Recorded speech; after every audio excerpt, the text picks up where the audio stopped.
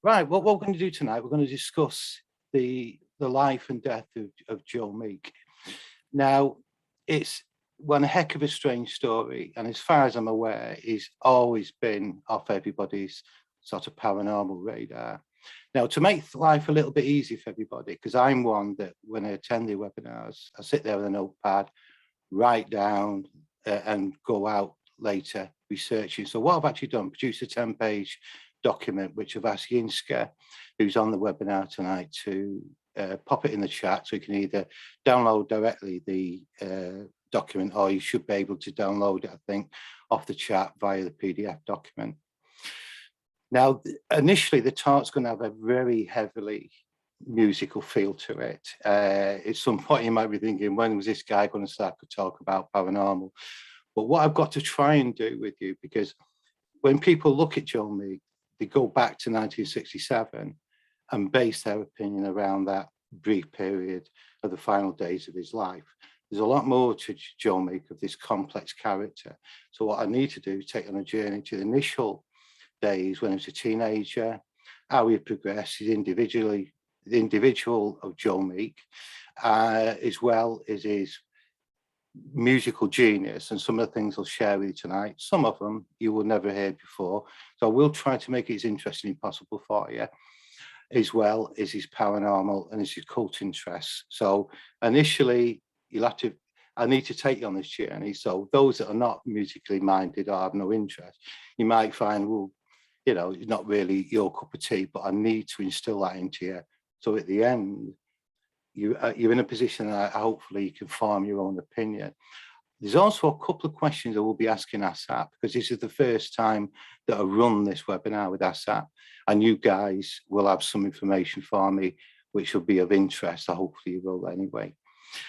The actual slides as well, some of them will contain audio, some of them the first time they've actually been played in the public domain. Again, the document will have links to those. So anything like the audio, the visual, documentation, some of the statements that have been provided are all in that document. So I'm going to make it life really, really easy for you, so you won't need to make any notes as such. So the first question is, who was Joe Meek? From a musical perspective, he was a legendary record producer. He's undoubtedly Britain's first fully independent record producer, and probably in the world as well. And that's taken the idea of the initial scripting of the song all the way through to the engineering, the recording, and the cutting of the disc. No one had done that before. He couldn't write music, play any instrument of any description, and he certainly couldn't sing in pitch or key. He had an unusual way of getting his ideas into music, which we'll cover a little bit later. He had 21 charted hits from 1954 to 1966, 5 number ones, including Telstar that CJ played at the beginning. It was simultaneously went to number 1 in the UK and the USA. That's the first record ever to do that. And he's a paranormal investigator from at least 1950, maybe as early as 1946. And he's not been on anybody's paranormal radar, hopefully till now, unless you're going to tell me otherwise. So music and occult, they've always gone together. You only have to look at the splattering of rock bands we have. There've always been associations. And a lot of people used to always think it's like marketing exercises than anything else than that. Musicians are, and Loz Buckley, I know she's an ex-musician herself with some standing, will probably agree with this. Musicians tend to be temperamental by nature anyway. So if you get into conflict, you never know if they're going to break into tears and go sobbing by your feet, or stab you in the eye with a drumstick. And I've encountered both of them.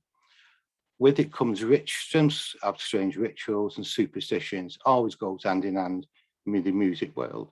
And I've been fortunate enough to be involved with it quite a number of years. The top picture, the top left of the picture, some of you may recognize this. The guy in the center of this crossroads in Mississippi, and it's a guy called Robert Johnson, looked upon as like the forefather modern blues riffs, really.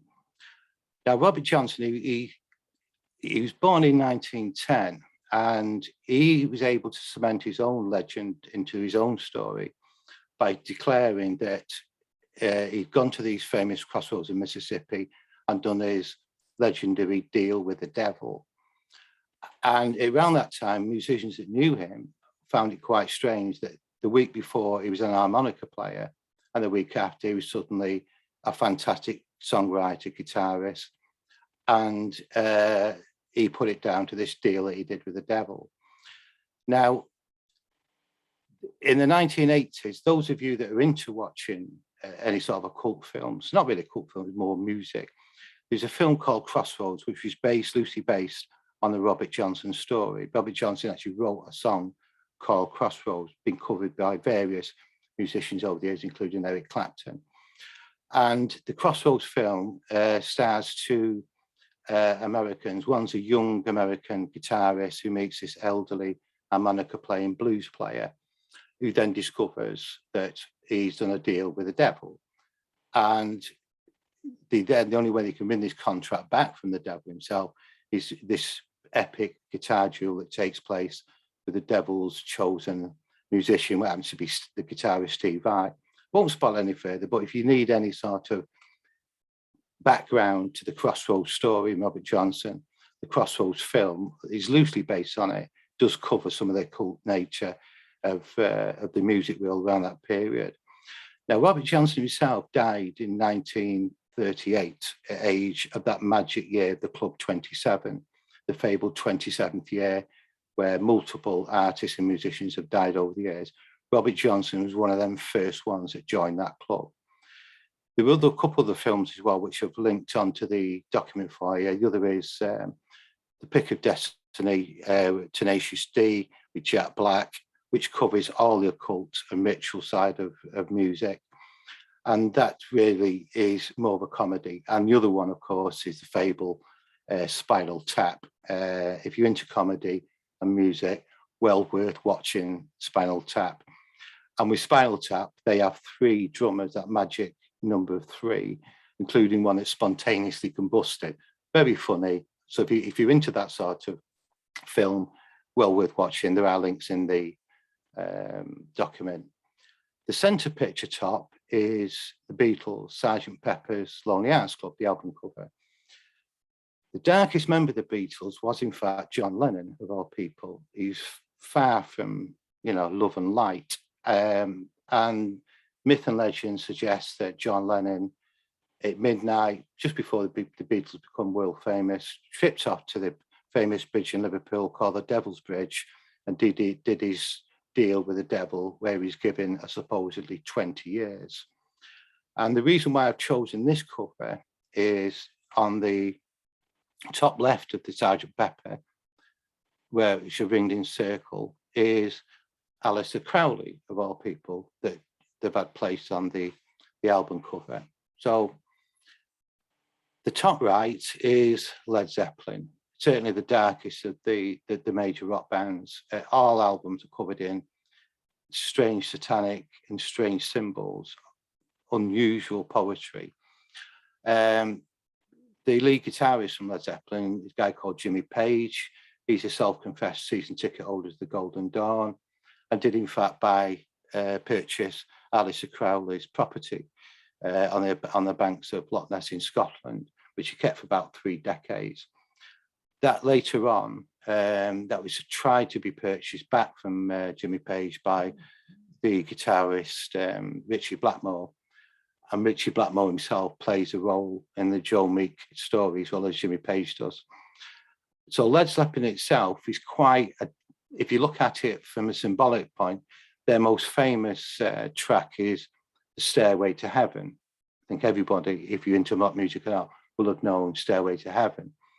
And if you look at that from a lyric point of view, because we have an old English proverb, don't we, in this country, sticks and stones may break our bones, but words will never hurt us. Well, that's okay up to a point, but in music, it can have an old different meaning. So with Led Zeppelin's Stairway to Heaven, the opening lyrics are, the lady who's sure all that glitters that's gold and she's buying a stairway to heaven. So if you look at from a Christian perspective, you would suggest that that's quite light. It's talking about purgatory, the old indulgence or scam of paying the church endless amounts of money to spend less time in purgatory before you take the steps to heaven. But as the music goes on, it then talks about, as she's on the steps, she looks to the west. And from a Christian, you wouldn't be looking to the west, you'd be looking to the east. And there's various references to the May Queen, who comes out in April to do the housekeeping. Then in May, she's looking for a human sacrifice, and references to the Piper. So Led Zeppelin itself, very much occult based. Bottom left is Judas Priest, not really associated with anything dark, but they were subjected to 2 lawsuits, American lawsuits, when 2 unfortunate young men took their own lives based on a song from a Judas Priest album. Very sad, but it just shows you the power of words. The centre one is, of course, Black Sabbath, needs no introduction. Ozzy Osbourne calls himself the Prince of Darkness. And I suppose we would probably think that he's had some divine intervention to keep alive as long as he has done. The amount of drugs and alcohol he's pushed into his veins. And the bottom right is, of course, Iron Maiden, Number of the Beast, 666. One of the few albums I've actually bought 2 of. Iron Maiden, very much on the white side of the occult, always doing battle with evil. But that didn't stop the American purists buying all the albums out the shops, have a sacrificial burn one night, until some bright spark says, well, if we're burning the albums, we're inhaling Satan's fumes. So what we'll do, we'll smash them up with hammers. Iron Maiden won't be that bothered. They're purchasing the albums, and what they do with it is up to them, because at the end of the day, just make the album more popular. So the occult and music always been in hand all the way through, back to Robert Johnson in 1910, upwards to the current day. CJ mentioned some months ago that the reason why he came into the paranormal was because of the loss of a loved one. My own journey started in the mid-1980s when, because the job I was doing at the time, sometimes wasn't even in this country, long periods of time on my own, unable to socialise. So I started turning attention to recording for the first time. So purchase myself a 4-track. And very quickly I began to, what I'd say, record strange stuff. I think the interpretation is probably quite valid now as it was then. I couldn't understand what it was that I was recording. There was nothing that really jumped out at me. For example, if recording the bass guitar one night, then on playback I hear a voice saying, "Hello, Tony, I'm Pete the Poltergeist that come to haunt you." That would have given me a bit of a clue, but I didn't have that. And when I spoke to others, at least half of them would say, yeah, we've experienced the same sort of phenomena.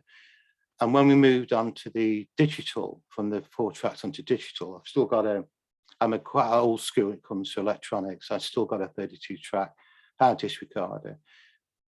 It's still there. I still record this strange stuff. And of course, there are genuine reasons for that, the rational reasons. Top left are radio transmissions, top right, TB radio, as well as taxis, used to cause issues, baby alarms, the bottom left, and the actual 4-track recorders themselves, where because you use a magnetic tape going over recording heads, the heads would get magnetized, possibly could get in some degree of crosstalk in there, but it never really gave me a full explanation. So I took it a bit further, wanted to start to research, and I very quickly discovered that there hadn't been a long history of electronic voice phenomena.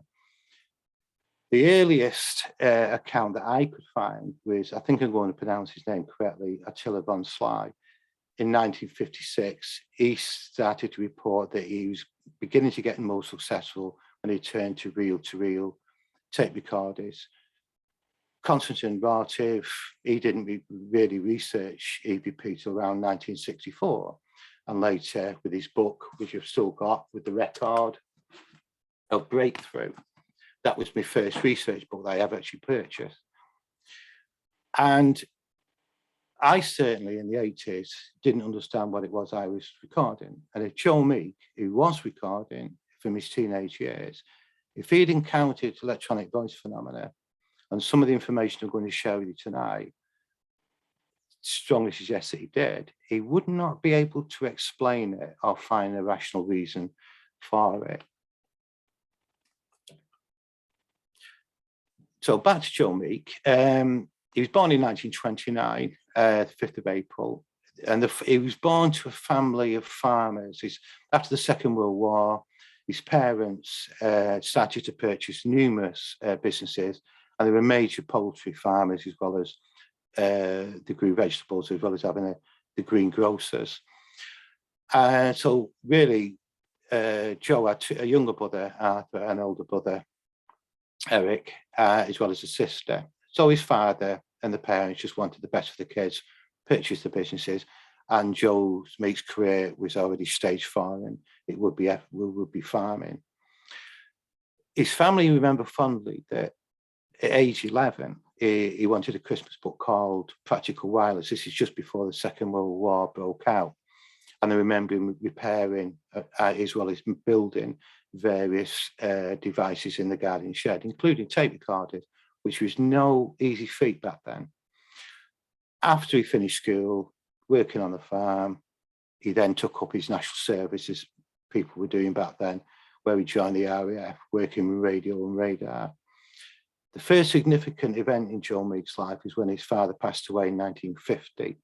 And I think this gave Joe Meek the confidence then to just branch out, move away from the farming influences into something that he wanted to actually do, which was music. So his first job was actually with Currys Electronics. Then very early 1950s, and he left there to join Midlands Electricity Board as a TV engineer. TV was now beginning to come not into all households, but certainly it was on the run up. And that's when he was building multiple tape recorders. Certainly when I tracked his life back to around that period of early 1950s, 51, 52, he was actually using tape recorders to take music from the radio, go out to music venues with a large PAs, playing back his set list that he'd recorded on the radio.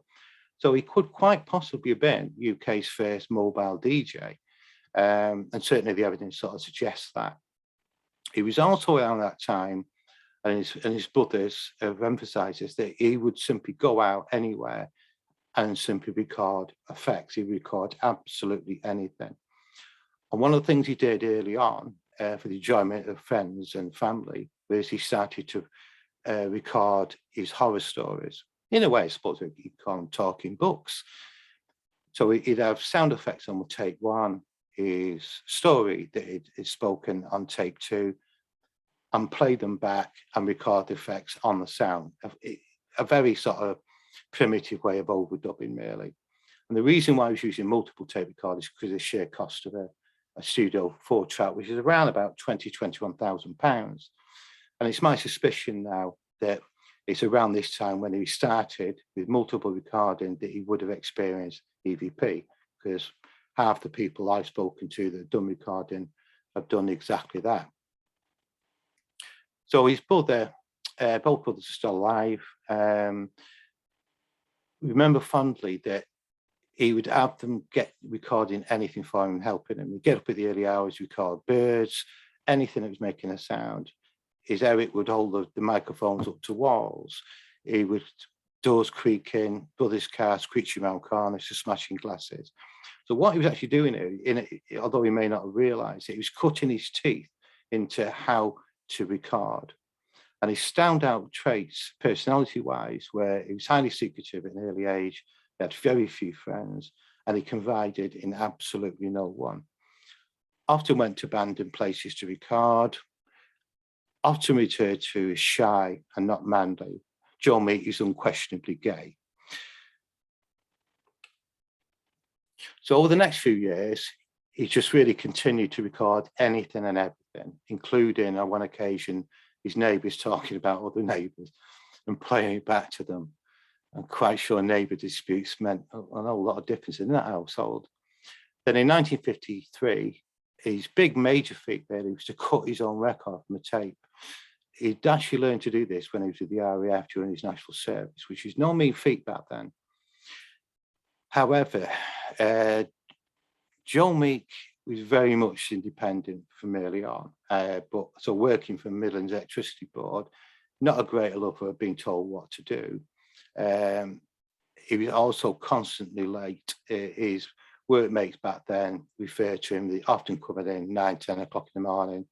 And when they started to ask him what he's been doing, what equipment he was using, deeply evasive, didn't like talking about what he was doing. He then left the MEB to join Broadmeads. Then in 1954, he started to record local dance bands. Very evasive when he began. Anyone asked him about his equipment. And the one that came to light in 1954, mainly because the police got involved with this, shows exactly what the personality of Joe Meek was. It's when 2 disc jockeys turned up. He had what they call a residency where you book maybe for the next 12 months to do every Saturday night, for example, at a venue. The last thing you want is anyone encroaching on your ground. This ended up with Joe Meek not being over happy with this one, and they ended up fighting on the Vickers lawn and the police got involved. So he's already showing this territorial sort of aggression towards anybody that was trying, how he saw was stealing his ideas, and had no problems with violence whatsoever. And given his nature, when I've looked at his school record, you would have thought someone that wasn't a manly and feminine in his approach would have been ripe for some form of bullying, but it's actually quite the opposite. He was very capable, Joe Meek, of looking after himself, and there's nothing to suggest that his family, when he was being brought up, his teenage years, was nothing major jumped out to say there was a problem there, and that's what caused his the way that he was as a person later on in life. Just a normal upbringing, really. Anyone that's done live recording is the most problematic one. It's a lot easier these days because you can just go along to a live set, plug into the mixing desk, throw a couple of microphones to the audience, maybe, and maybe a couple of microphones on the stage to pick up the back line. But it's quite straightforward today. Back then, with multiple instruments, it was not easy. So again, he's evolving and transforming himself, cutting his own teeth, really, how to record different sort of environments. Now, this is my own opinion, this, although many will agree. Because Joe Meek was working in an industry that was corrupt from day one, and it still is, and it's always been that way. And if you look at it from a modern perspective, you know, if I went out and recorded my own music and it ends up on Spotify, I receive just 12% of any royalties from a deal I've never signed up to, and it's still that way. I use this as an example because it's one that's around at this point where the deal from the Spotify and YouTube is 50%. I think my own personal opinion should be the opposite. It should be 88% to the artist that owns the royalties and 12% to them. And I always say to anybody that's new coming into music, if you want the truth, ask the roadie, never the agent or the manager. And I don't think I'm being unfair with that opinion, because at the end of the day, if you're easy bullied and you're naive, you're not going to last 5 minutes in the music world. But if you're street savvy, which Joe Meek certainly was, and you're aware of that, you will survive. And Joe Meek did survive. Quick look at the music industry, because it's still in the mid 1950s. Rock and roll, just a couple of years away. The big 2 superstars in the UK were Tommy Steele and Lonnie Donegan. And the music then, Music Gem, it was predominantly jazz. You had your big bands. This is Lonnie Donegan with skiffle. A lot of them say it's the Tommy Steele was like the first rock and roller. Well, there's a big difference between someone like Rock and Roll on the Clock from Bill Haley and Lonnie Donegan's My Old Man's a Dustman.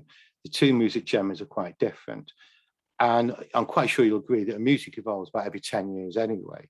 So by 1956, 57, skiffle craze was coming to an end, then being taken over, then by rock and roll. Then in the 70s, we have the glam rock and so on and so forth. Music always evolves by every generation or so, every decade or so.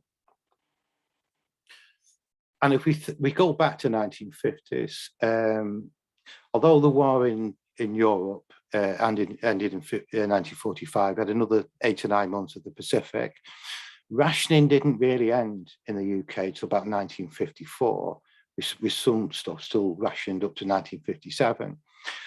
And if we ever recollect to our younger days, we always reflect of our teenage years of age 10 to 16. They always say they're the greatest times of your life. Well, Joe Meek was to age 10 at the outbreak of the Second World War. So his teenage, the times he should have been enjoying himself, was engrossed with the Blitz of London, because that's where he was brought up. The mainstream radio broadcast at that point, such as the BBC, have always dictated what you could listen to. They were self-imposed censors of the time, and certainly had the monopoly for broadcasting right up to about 1970, 1971. And if you're a young adult now, coming out of the Second World War, you just wanted change. You wanted to move away from that time. And if you wanted to listen to rock and roll, everyone turned to, and I certainly turned to it in the 70s, because I'm a 60s child, was Radio Luxembourg, Radio Caroline. Nothing to do with McKendrick. I was a great lover of Radio Caroline, Radio Luxembourg, but others would have preferred Radio Caroline. And I'm quite sure many of us on the podcast tonight, the webinar tonight, will remember coming up from school, having your tea, doing your homework, off to bed, Radio Caroline, writing out the numbers. For the first time, it probably wouldn't be able to be available in the shops the next 3, 4, maybe 5 weeks. Golden Earrings, Radar Love, Silver Machine, Heartwind, that type of number. Radio Luxembourg actually started broadcasting for the first time in 1930. It goes back that far. And Radio Caroline came in the 1960s. So from anyone like myself, my parents, my father was a country western guy, and I detest country western. My mother, her favourite singers were Mario Lanza and Paul Robeson. I have no interest in that. So the only stuff that I could actually listen to was radio, and pirate radio was the place with my preferred media. Then thankfully the Americans arrived. Bill Haley, 1955, with Rock and Roll Around the Clock. Elvis Presley, although he never came to Britain, certainly was known about in 1957, and the great Buddy Holly in 1958. All these artists were known about for at least 16, maybe 2 years before, due to pirate radio, before they finally end up on the mainstream radio. And your music studios back then, because I'm going to take you on a journey into what the music world was like. It's very mainstream. There were people in white coats. They did things a certain way. Now, with Joe Meek, working now with outside broadcasting companies, he had his own ideas with music production. He was certainly the first music engineer to ever use compression and limiting as an actual effect, where normally with compression and limiting, it's used to address a problem. Joe Meek himself used it as an effect, which had never been done before. And they are obviously they're going to dislike Joe Meek's experimental approach to music production. They wanted it this way. The last thing they wanted is someone like Joe Meek spending next to 2 or 3 hours on a record. They wanted it recorded and out the other end as quickly as possible. And records in the 50s could literally be in the shops within 24 hours. It was done that quickly. And the problem of his own makings with Joe Meek is he could very quickly gather enemies, because he wasn't for telling anybody how he was able to record the way that he did. And the other problem is that the time he took with the recording, and his big problem was artists came to the young studio specifically asking for Joe Meek to record for him. That is always going to cause animosity within the studio. and the reason why he was flipping from studio to studio, sometimes two studios in a single year. And the big jump really for Joe Meek that really put him on the map finally was the left-hand one is Frankie Vaughan, The Green Door. Many of you remember the Shaking Stevens version of, came out about 1980, 1981, just a different chord sequence and tempo, and it's recycled as a rock and roll hit. 20, 30 years before, it was recorded by Frankie Vaughan.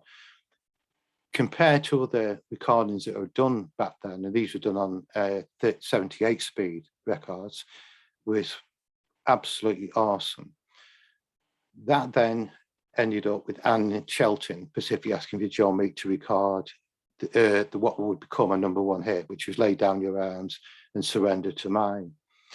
Anne Shelton herself was only probably second to the great Dame Vera Lynn, as we remember from the Second World War, the Forces Sweetheart. So with Lay Down Your Arms and Surrender to Mine, what he was actually doing was capturing the country's moment, the way the country was feeling at that time. Second World War was ended, rationing was coming to the end. The country was trying to pick itself back up again from a second World War. Most of our grandparents, if not grandparents, would have lived through 2 world wars. So you can understand why the country was looking for change. So Lay Down Your Arms absolutely flew to #1. Very similar to what happened in 1914 with the First World War, when the Welsh songwriter Ivor Vanello brought out a song called Keep the Home Fires Burning. And coincidentally, Yinska, who's on the podcast tonight, her husband Jan recorded a later version, more modern version, just last year of that Keep the Home Fires Burning. Yinska may want to just pop the link up for anybody to listen to. So music can get recycled. Now we Lay Down Your Arms. It was a similar sort of marching number to Keep the Home Fires Burning. But the problem is getting the marching sound. So the idea was to go to a local barracks, record troops marching, and then bring it back to the studio. Joe Meek said, no, I've done this before. I've got a better idea. So what he arrived in the studio with was literally a wooden tray full of rocks, and he basically just shook the rocks. And the link that I put on the document, which covers the track of Lay Down Your Arms, what sounds like people marching is in fact rocks in a tray. And this is the genius of Joe Meek, how he could look at sound and think, well, this is what I want it to sound. And I've got a few examples of that for you tonight, because sound's not always what you think it is. Because I think we've all done investigating. We deal with audio all the time. Sound is not always sometimes what you think it is. I also want to mention this guy at this point. Joe Meek is often been referred to as the British answer to the American Phil Spector. Phil Spector was famous for his wall of sound. And back then, Phil Spector was the United States' best studio engineer. Likewise with Britain, Joe Meek himself was Britain's best. Now with Phil Spector and Joe Meek, they've never met, but in a modern day perspective, we'll probably say they had each other on fast dial, because he certainly plays a role in Joe Meek's life, and we'll be covering that later. So I want to just drop Phil Spector in at this point.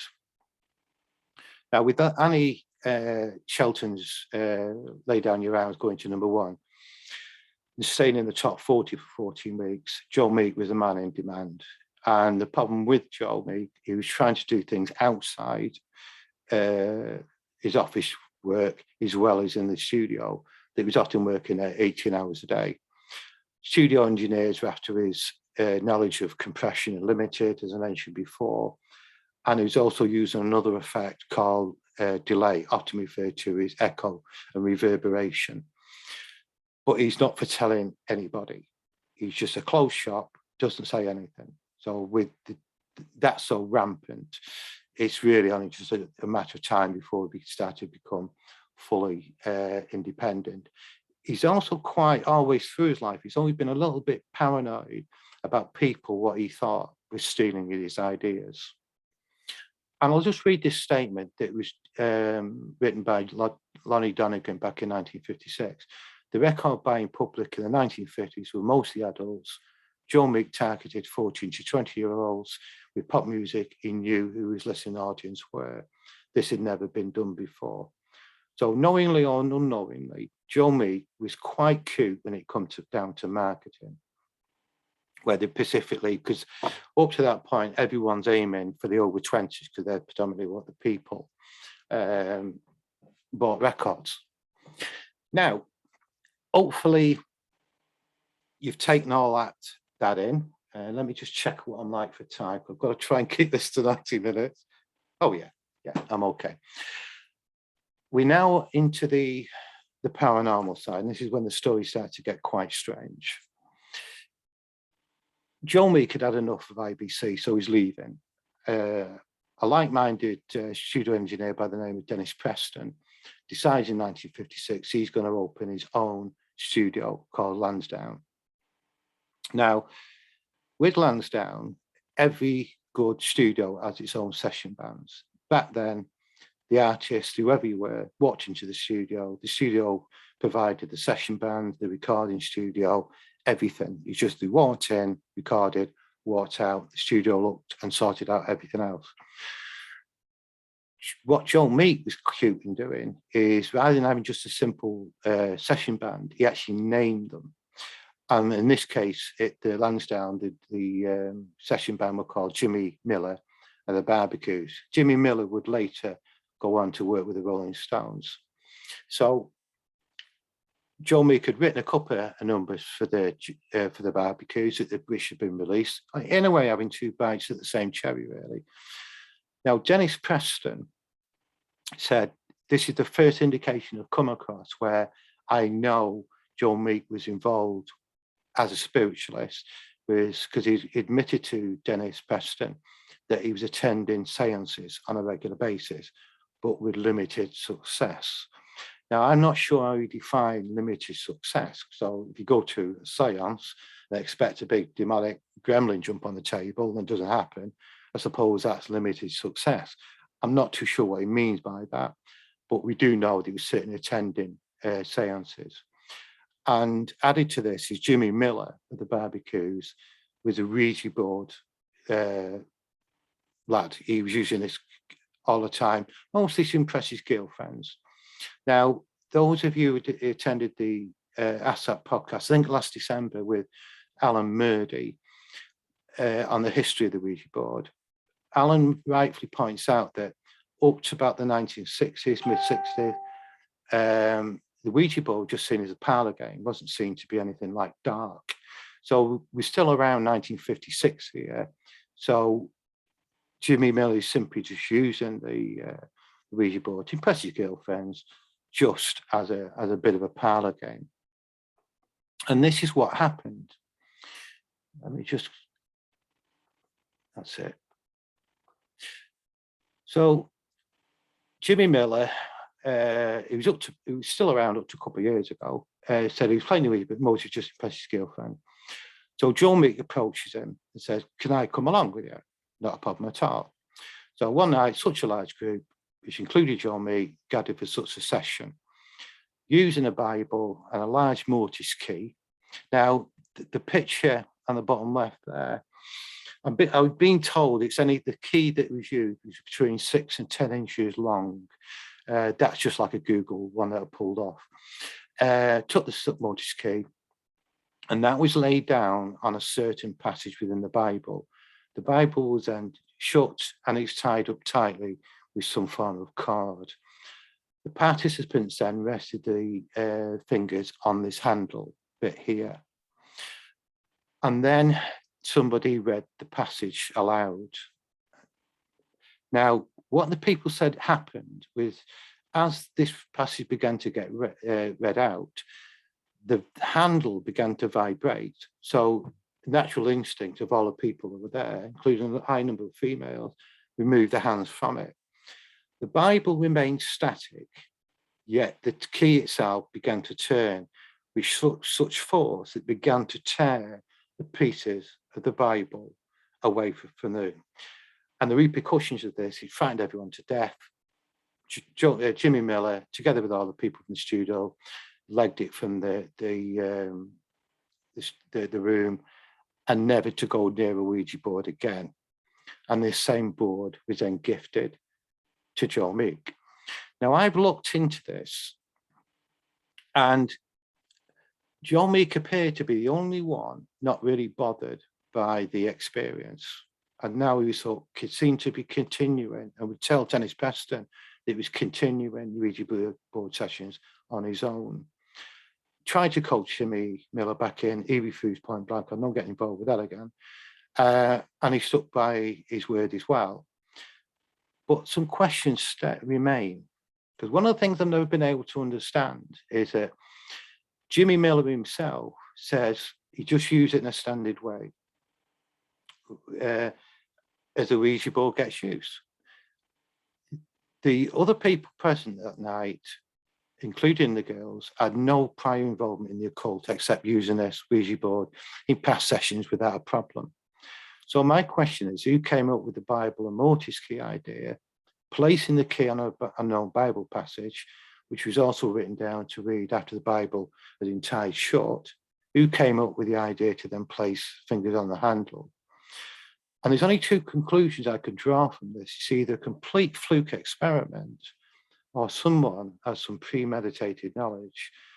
And given it's known who was there, there's only one person stands out, and this is Joe Meek. He's the only one that seemed to not to be bothered.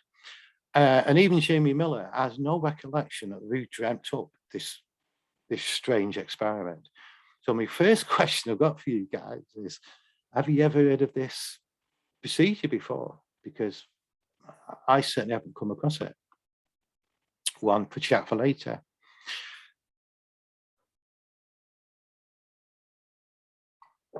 Okay, this is the most well-known event involving Joe Meek, which is the myth and legend of the Buddy Holly premonition. So what I'll do, I'll quickly read the stuff that you normally find on the internet, including Wikipedia. Myth and legend suggests on the 3rd of February 1958, Buddy Holly would die in a plane crash. The three reasons given for the premonition: one was a seance, one was tarot, and one was a dream. Joe Meek is supposedly told Buddy Holly backstage at one of his UK tour gigs. Joe Meek sent a telegram to Buddy Holly warning him, and the other is Buddy Holly confirmed the premonition during a radio interview on his return to the USA. Now, for those of you that are not aware of of Buddy Holly, is if you look at it from in a sort of a modern perspective, he would be, of all people to mention, there's only one that springs to mind for some reason, is Justin Bieber. That's the sort of fame that Buddy Holly took around with him.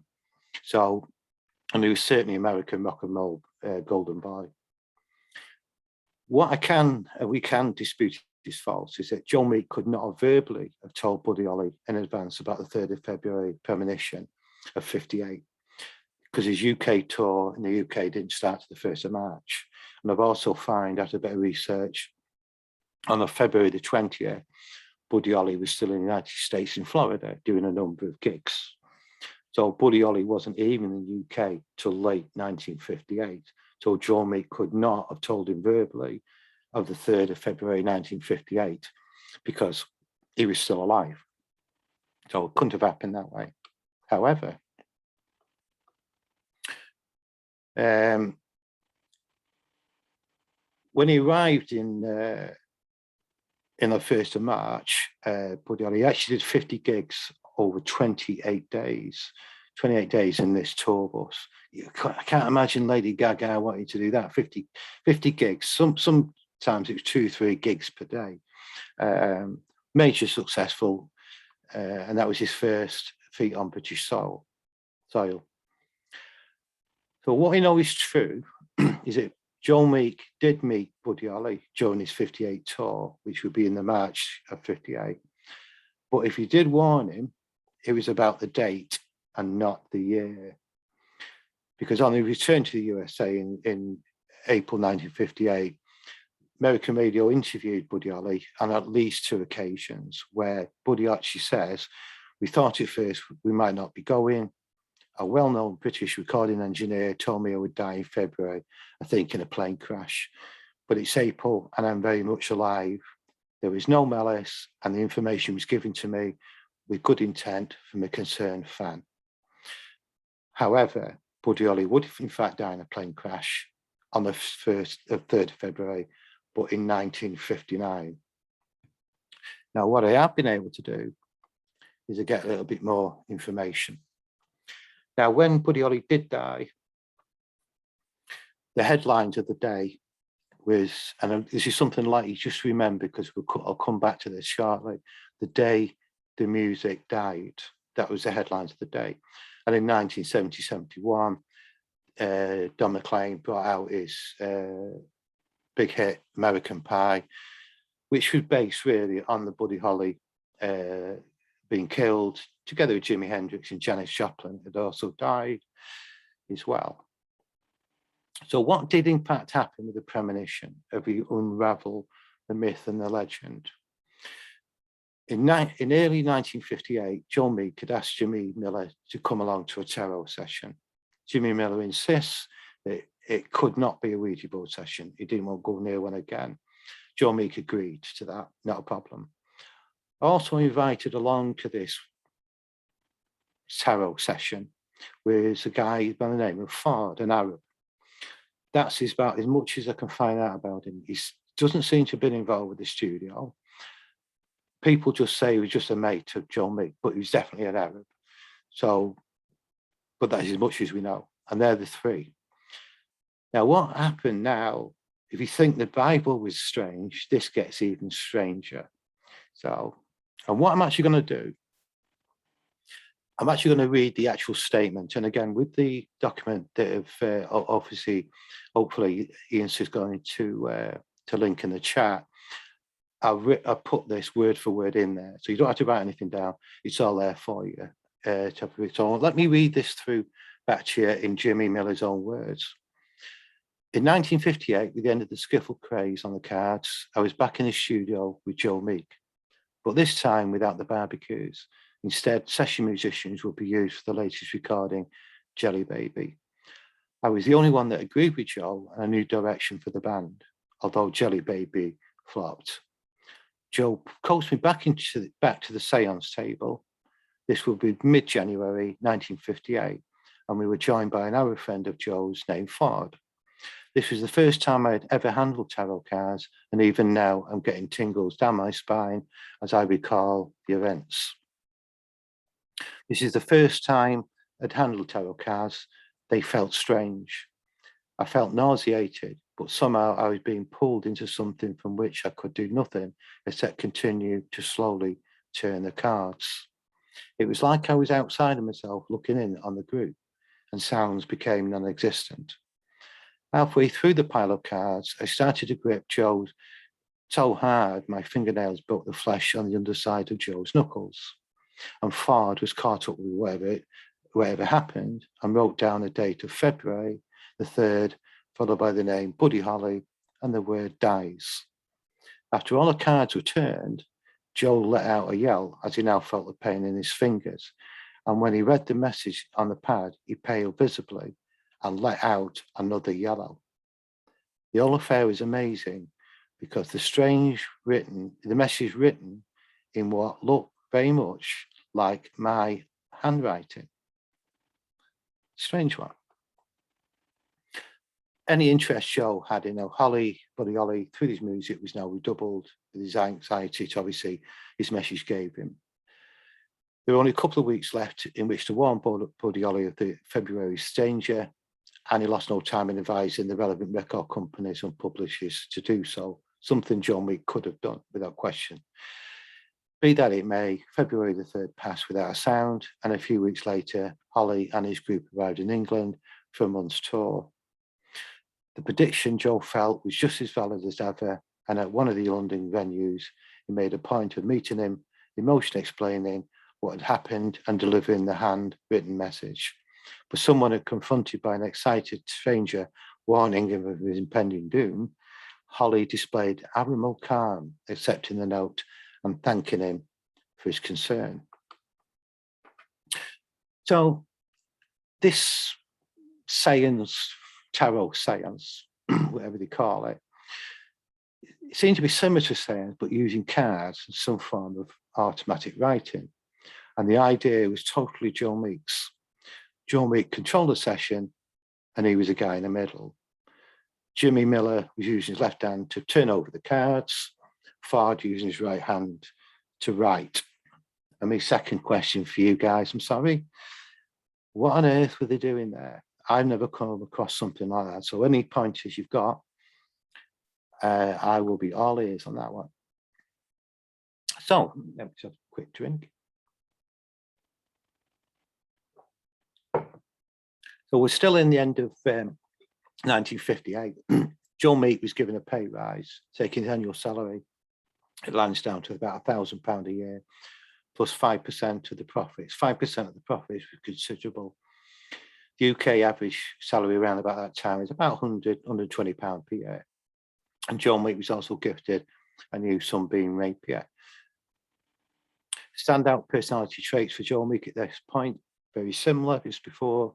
Trusted no one, highly secretive, and even taped up his homemade secret echo box so no one could look inside. And I've spoken to the guy who actually held that and shook it while Joe Meek wasn't looking, and he said it rattled. That's about as much as we know about it. Had no close friends of any description, just really colleagues. 3rd of February 1959 comes the news, sad news that Buddy Holly had in fact been killed in an air crash together with the Big Bopper and Richie Valens.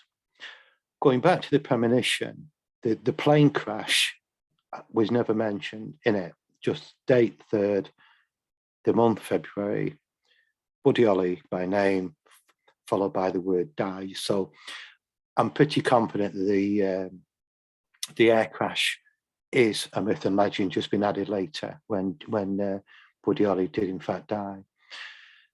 Joe Meek was obviously visibly shaken. Now, what Jimmy Miller said was that for some months after, as well as recalling the premonition, he spoke about a recurring nightmare, which also ended with piles of dirty clothing being pushed into a box, cupboard, or possible car boot. And this was later explained when Joe Meek read a newspaper report following the inquest, which said that the reason they got on the aircraft in the first place was to get their dirty shirts laundered.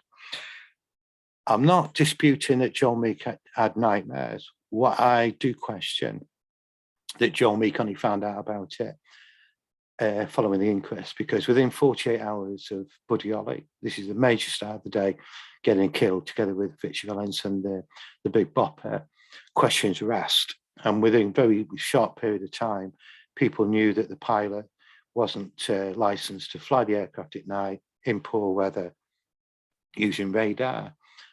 And not all the ones involved with Buddy Holly were killed. They had to really just basically draw lots. Some Buddy Holly booked the aircraft and they drew, just flipped a coin or whatever, and decided he was going to go onto the aircraft, and where the rest of them had to go spend the 3 days to get to point B on the coach. That's the reason why Buddy Holly got in the aircraft in the first place, to quicken up and gain a couple of days. And people being interviewed back then, that didn't get on the aircraft, said they took army clothes because we wanted to get them clean. So I do question this one that regarding to the you had to wait for the inquest, because that information was certainly known well beforehand. And I'll go back to the American Pie lyrics. It was written. American Pie itself, it was actually done, American Pie Part 1 and Part 2 was actually double, 8.5 minutes long. No radio station on the planet is going to play a record that's 8.5 minutes. So the shortened version, the 4-minute one, we've done as Part 1. Now, the song itself, American Pie, doesn't just reference the death of Buddy Holly, which is again as I mentioned on the newspaper clipping, the day the music died. It references Janis Joplin as well as Jimi Hendrix. But if I was to look at this in the context of the Buddy Holly premonition, let me read this back to you. And this is all one lyric, it's part of the lyric. It's not, I haven't sort of sampled bits of it, it's just one lyric. "'Cause fire is the devil's only friend. Oh, as I watched him on the stage, my hands were clenched in fists of rage. No angel born in hell could break that Satan's spell. And as the flames climb high into the night to light the sacrificial rite, I saw Satan laughing with delight the day the music died." So if I look to them lyrics in the context of Joe Meek and the premonition, it's quite it's intriguing. I'll say nothing more than that. You'll have your own thoughts on that one, which we can chat about at the end. Now, by the end of 1959, Joe Meek was taking a slimming tablet called Preludin. And Patrick Pink, who will come to later, who was his long-standing personal assistant, Patrick Pink, he was a guy that went out to get it for him. So he's certainly on it as early as 1959. And it gave him a few hours of nervous anxiety, followed by a couple of hours of lows. He had approximately around about £3,000 in his bank account at that point. In a day's money, probably about £50,000-60,000. Then in November 1959, Joe Meek was dismissed from Lansdowne Studios for being impossible to work with and having a split personality. And now it was time to go for Joe Meek to go completely alone. So on the 25th of February 1960, Joe Meek announced to the world the forming of Triumph Records, which is a bit of a joint venture. By May, he'd released 8 singles, but by June 1960, just 4 months later, Joe Meek simply walked away. Now, what I've quickly done, just make sure I've not flipped too many pages. No, I'm okay with that. Is because of Joe Meek's demise, there are suggestions that he was some sort of crackhead. He was certainly taking Preludin. So what I've actually done, I've done a little bit of research on that, which I want to share with you tonight. It was an over-the-counter drug. Simply go to chemist, just buy it, and it's used as an appetite suppressant. Joe Meek was very paranoid about the weight he was gaining and just wanted to suppress his appetite. It was classified as a narcotic in Sweden in 1959, taken completely off the market by 1965, and it began to get smuggled in initially from Germany, later Spain and Italy. It was tablet form initially, then later they started to bring in the raw powder. Then eventually amphetamine became the dominant stimulant for most of the musicians back then, and it was more easily available. Taken by the Beatles early in their career, Paul McCartney was certainly a user of Preludin, together with Paul McCartney, who used to take 4 or 5, where Paul McCartney says it took about 1, John Lennon took 4, maybe sometimes 5, and their involvement with drugs first occurred starting in Hamburg in Germany. Jack Ruby was said himself to be on Preludin at the time he killed Lee Harvey Oswald. Lee Harvey Oswald was the guy that killed President Kennedy. Jack Ruby, in turn, then assassinated Lee Harvey Oswald. So after the demise of Triumph, when he walked away, he then ends up at 304 Holloway Road, London. It was a studio. This shop here, it's Leathers, run by Violet Shenton. There's actually 2 further floors. This is the first floor, and there's a floor above it. And they're the 2 floors that Joe Meek took over. It was completely financed by a guy called Major Wilfred Banks. He wanted to control the financial side of the business totally, where Joe Meek would have 100% control of the studio. And up to the point when, before his demise, Joe Meek never showed any sort of interest on the monetary side. He was more interested in the fame rather than the actual fortune. And this is Major Banks on the left there. And RGM, as it was called, using Joe Meek's birth name, Robert George Meek, it was incorporated on the 14th of September 1960, with major banks and George Meek both having 50-50 shares between them. Major Banks was a shrewd operator, very good with money, financially sound. He would keep Joe Meek on the straight and narrow. He was also a regimental guy, session musicians. It turned into Holloway Road would have to stand up straight, dress smartly, proper, typical sort of Fawlty Towers sort of major. Then shortly after, a dodgy deal comes to light. I still think this had some involvement with Banks himself, because what normally happened is when an artist came to the studio, they signed the rights to the studio.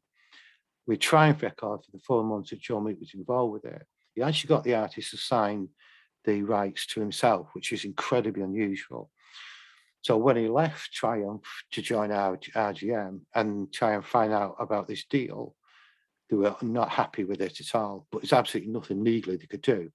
But Major Banks gave him a £1,300 golden handshake just to keep him quiet.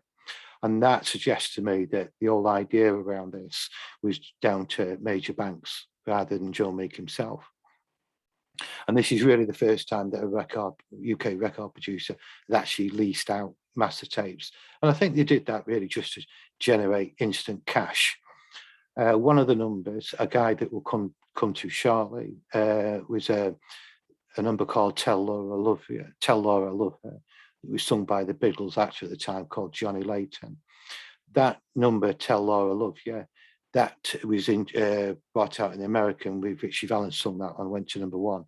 And this is the thing with music back then. You could have multiple artists recording the same particular number. And living and working in 304 Holloway Road, not the tidiest. I was actually going to say this is CJ's bedroom, but he's tidied his bedroom up now, so I can't say that anymore. Spoiled me joke there. And this is what it was like when it come down to the studio, completely disorganized. So, and now they now need to get some musicians in. Every studio back then had their own session musicians. We're still getting towards the end of the 90s, around about 1960. The artists such as Cliff Richard would just simply walk into studio. They supplied the session musicians. Cliff Richard was one of the few first ones to break away from that trend by going out and sourcing his own band. Initially called the Drifters, later to become the Shadows. But up to that point, most artists simply walked into the studio, used session musicians, which is exactly what Joe Meek was sourcing. So what it actually did with this was that he got the session band together and he called them the Outlaws.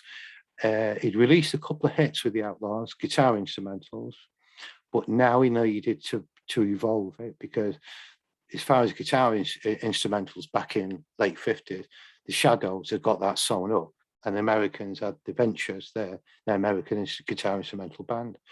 So what he was going to move into was into what he called then organ music, which we would probably refer to as keyboard or electronic of the 1970s and 1980s. And the guy that he chose for the sort of the organ numbers that he was going to record was this guy called Jeff Goddard. Joe Meek initially wanted him to be the frontman, and the reason why he gave him the name Anton Hollywood. But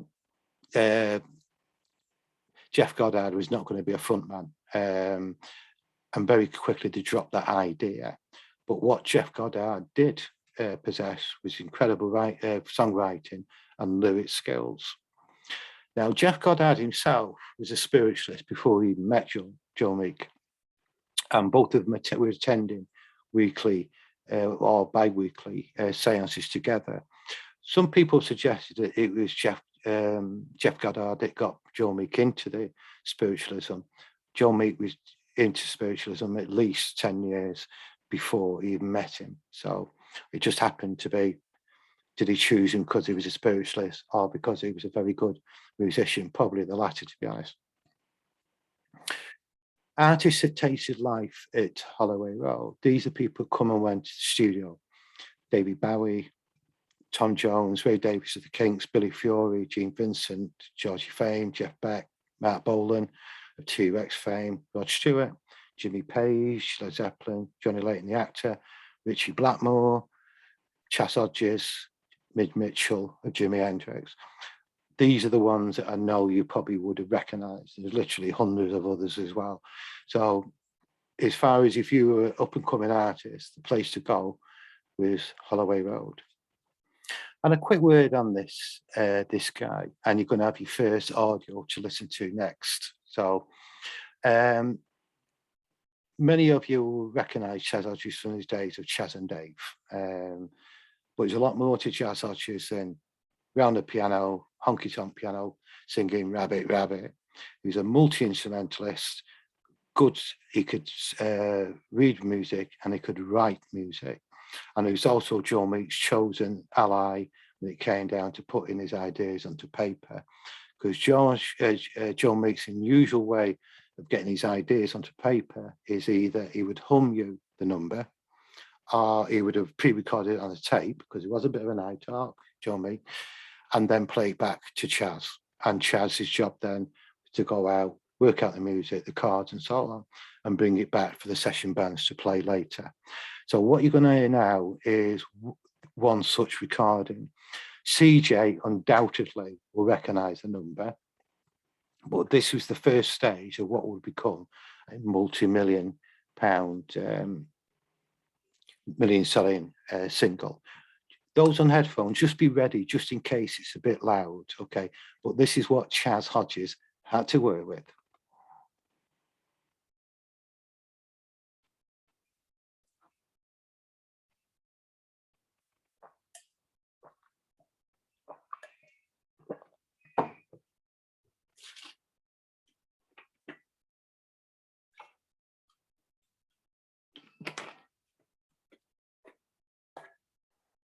Tony, there's no sound.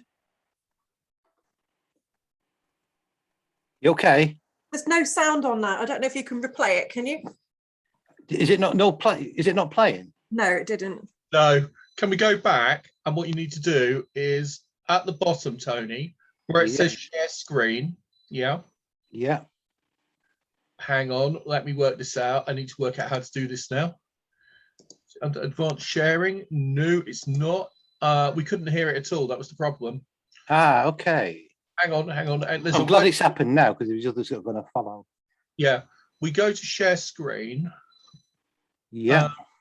Somewhere there's an option that allows you to share sound, and I'm trying to find it. I think if you click under more on the right hand corner. Yeah, found it. Share sound. Great. Try that. Okay. That's it. You got it? Got it.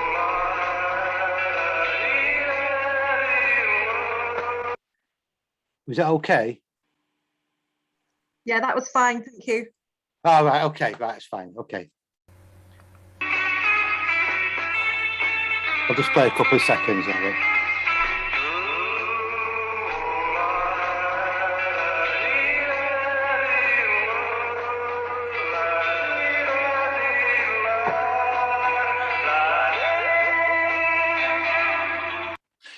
Okay. Right, you've heard that. That's what poor Chas Hodges had to work with. How he transcribed it into what he did is staggering. I've had a few musicians that have strange ways of getting their ideas, but that's exactly how Joe Meek got his music together. I want to bring this guy into it now. This is a guy called Larry Pounds.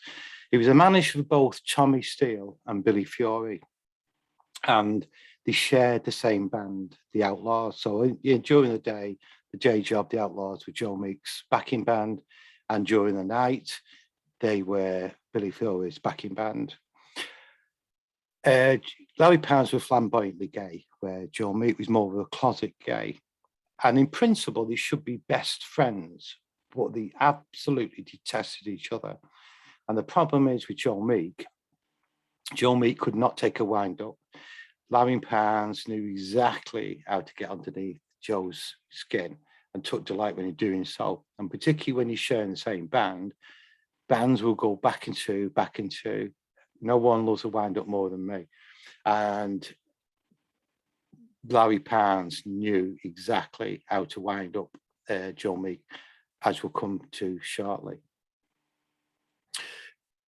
Right, okay. The number one hit arrives. It's highlighted as another number one hit, but this is the first one as a fully independent.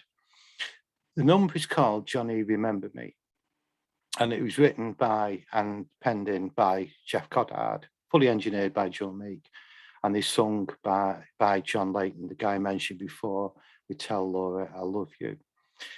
The BBC banned the record due to the word died that was in it, and it was later overdubbed with the word lost. I've actually got hold of the original one, which I'm going to play both of them you too, so you can actually see what actually happened here with it.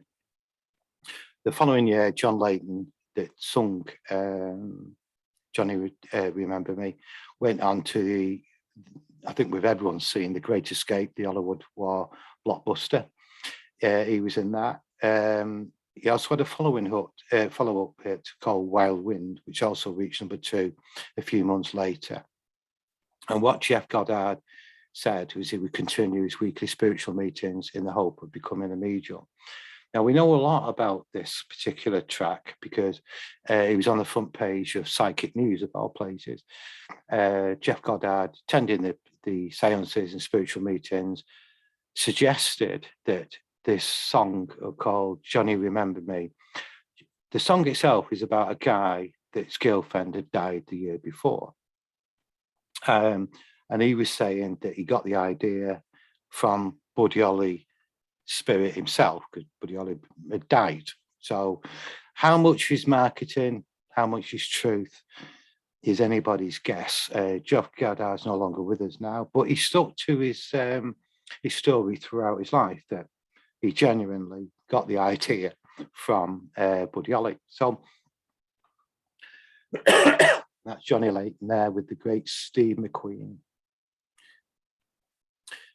Now, this is where the magic touch from Joe Meek comes into play. Now, effects back then in the 50s and 60s were pretty non-existent, really. And what Joe Meek was after doing is he's got a male vocalist telling the story about the girl that's died, and he wants a haunting female voice in there as well. How can he achieve it? And he actually achieved it by using a 12-foot metal pipe. Some have suggested it was a drain pipe, probably robbed off his neighbours, knowing Joe Meek. And for what he's done is he's got the female to record the vocals. One end of the pipe, he's got the speaker. The other end of it, he's got a microphone. And the sound's going back, the sound's gone bouncing down the metal pipe. It's already reverberating anyway. And then it hits the plates, which is inserted, backs up, moves on, backs up. And what you actually get is a shimmering sound. When you hear it, it sounds quite haunting. Now, what you're going to hear now is the actual release version of Johnny Remember Me, only about 30 seconds. If you listen carefully, what I'll actually do, I'll put my thumb up. I do apologise.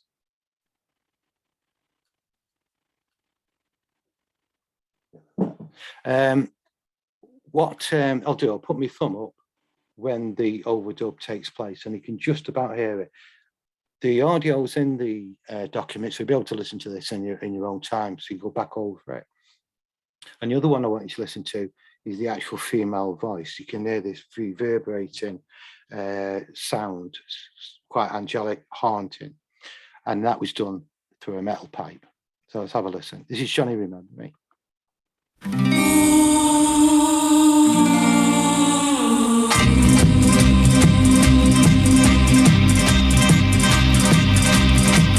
When the mists are rising and the rain is falling and the wind is blowing cold across the moor, I hear the voice of my darling, the girl I love and lost a year ago.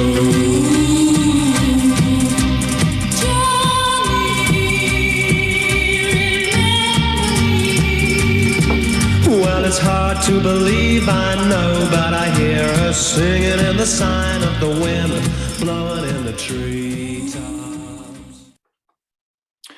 Okay, so it's Johnny Remember Me, smashed into #1, and it's the first #1 hit as a full-blown independent. So what you may or may not hear the overdub. So what you're going to hear now is the visual recording, but with the word dies, it's in there. Now, that section, the volume's been lifted, so you can clearly hear it. That's how it was sounded before the BBC banned it, and then the actual overdub then with the word lost. So have a quick listen.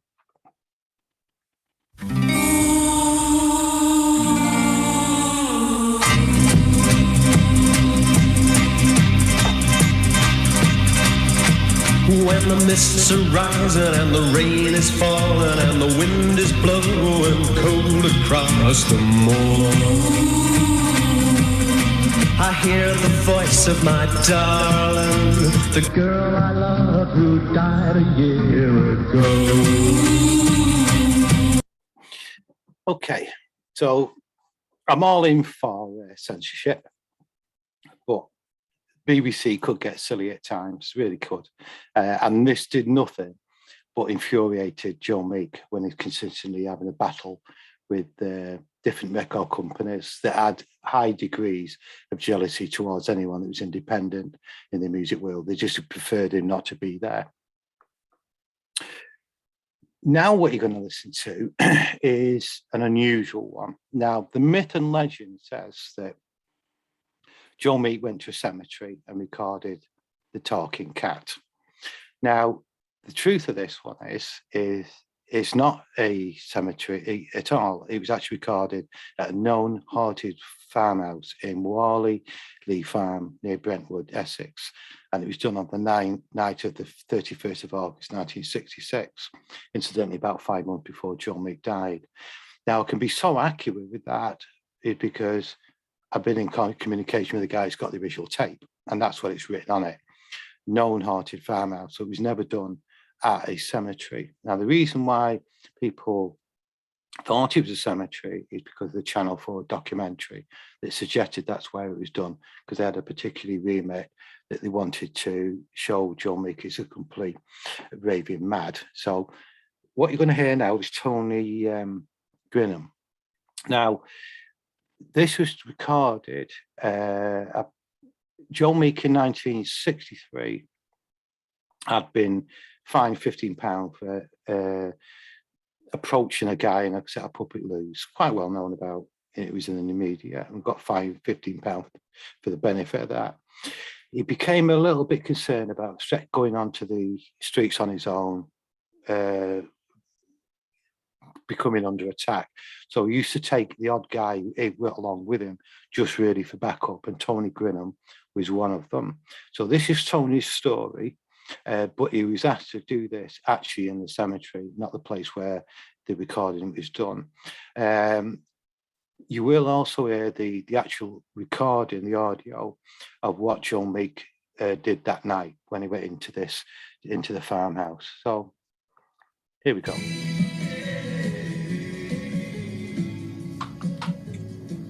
We used to come to locations like this, in this particular graveyard.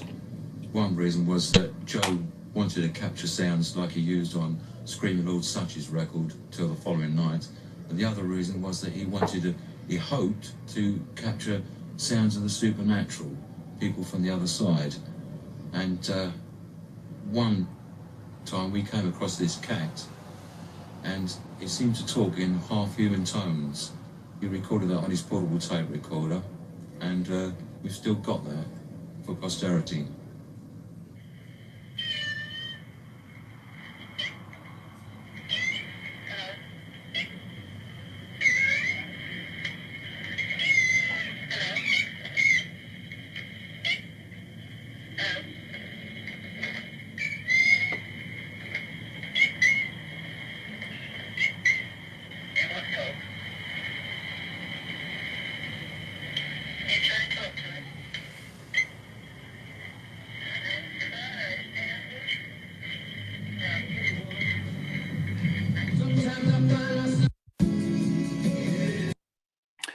Okay, quick question for CJ. I just noticed the time's coming up to 8:30.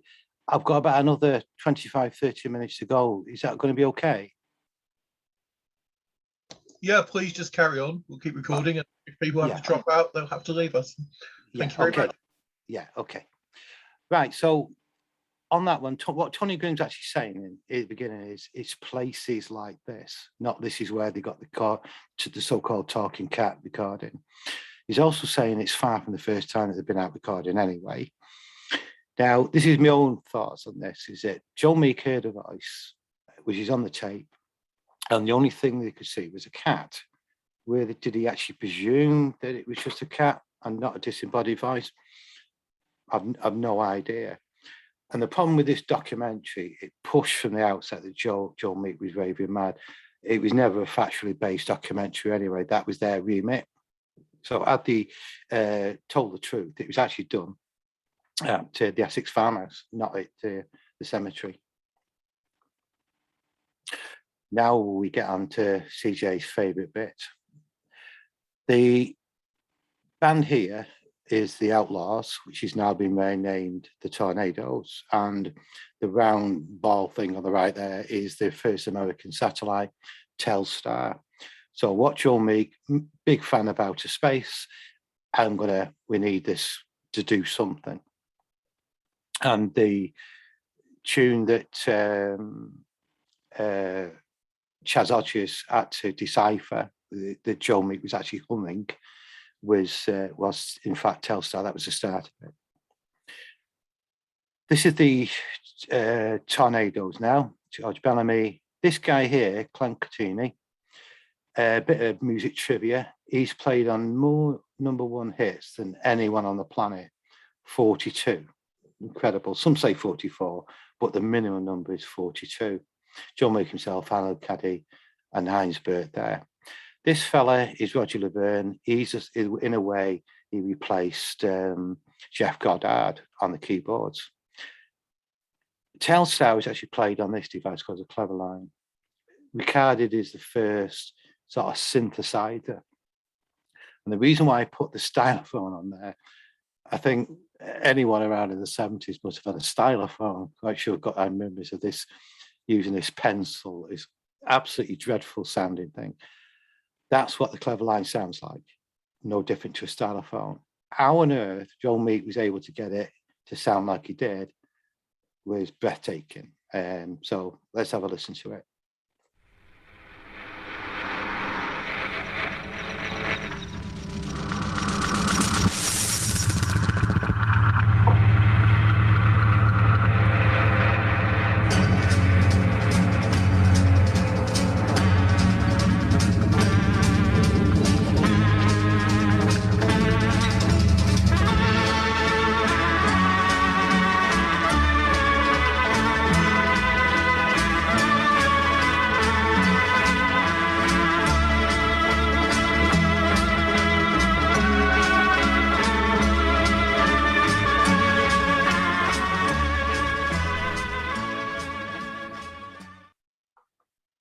Okay.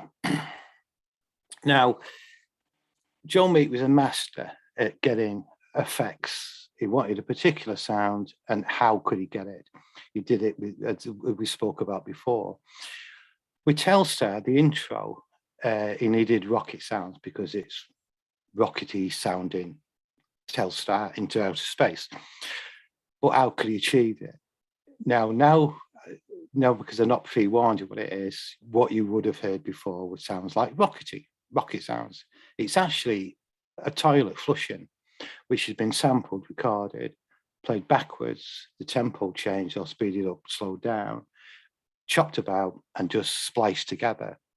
So now when I quickly play just the intro bit, what you're actually hearing, and you'll hear it now, because like I say, sound isn't always what you think it is. Now I've told you what it is, you will now start to hear a toilet flushing. So next time you hear it in your car, you'll be able to tell your mates all about it.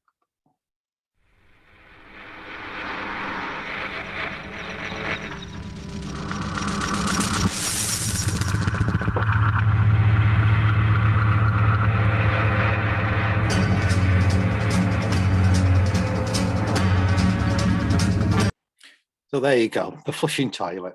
Hopefully I've not spoiled your bubble too much with that one. Oh, you enjoy me next time you listen to it. So we know we use the sample toilet for the get the intro rocket sounds. It was the first #1 in both UK, USA, plus a host of other European countries. Made approximately around about £3 million in current money, but Joe Meek would never live to see the benefit of that, unfortunately. French composer Jean Leroux accused Joe Meek of plagiarism, in other ways stealing his ideas.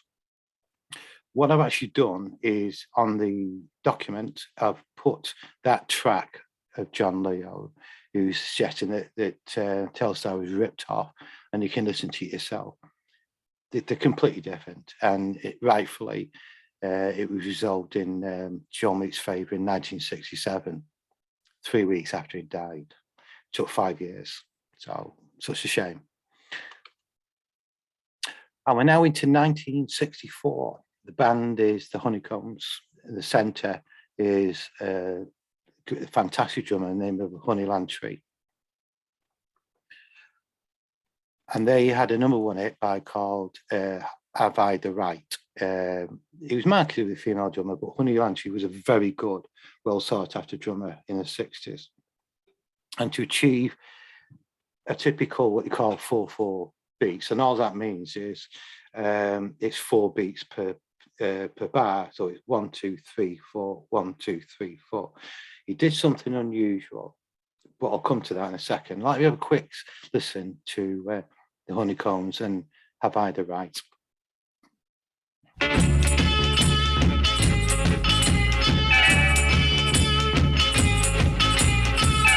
Have I the right? Okay, so music's evolving now. We're into 64, and a couple of years' time, the Rolling Stones will follow. And to get this 4/4 beat, what he's after is 1 2 3 4.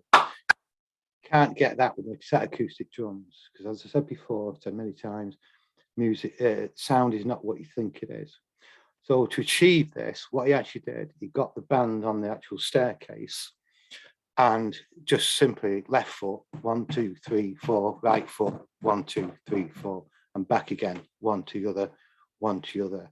So when I quickly flick back again, now I've told you it's feet stamping 4 4 4. You will now be able to hear it now.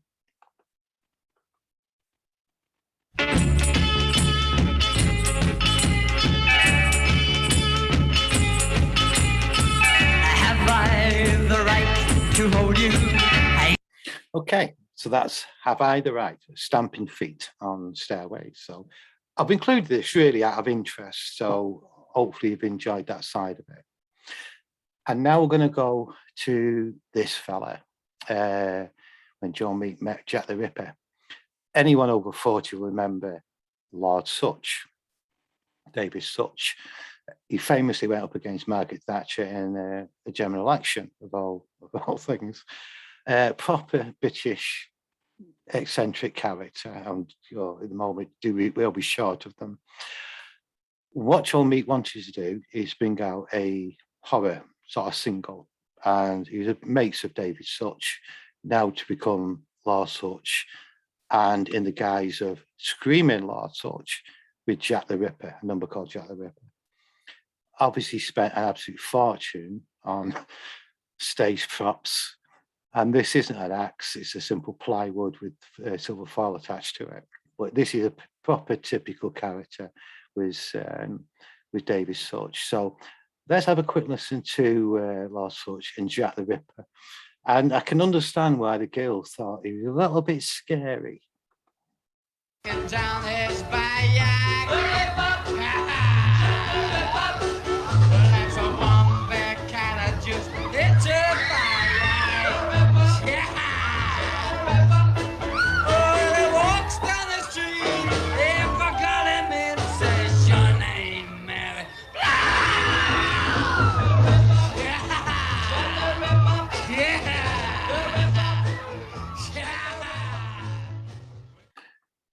Okay, so what Joe Meek was after is what the rock and roll hit turned to David Sutch.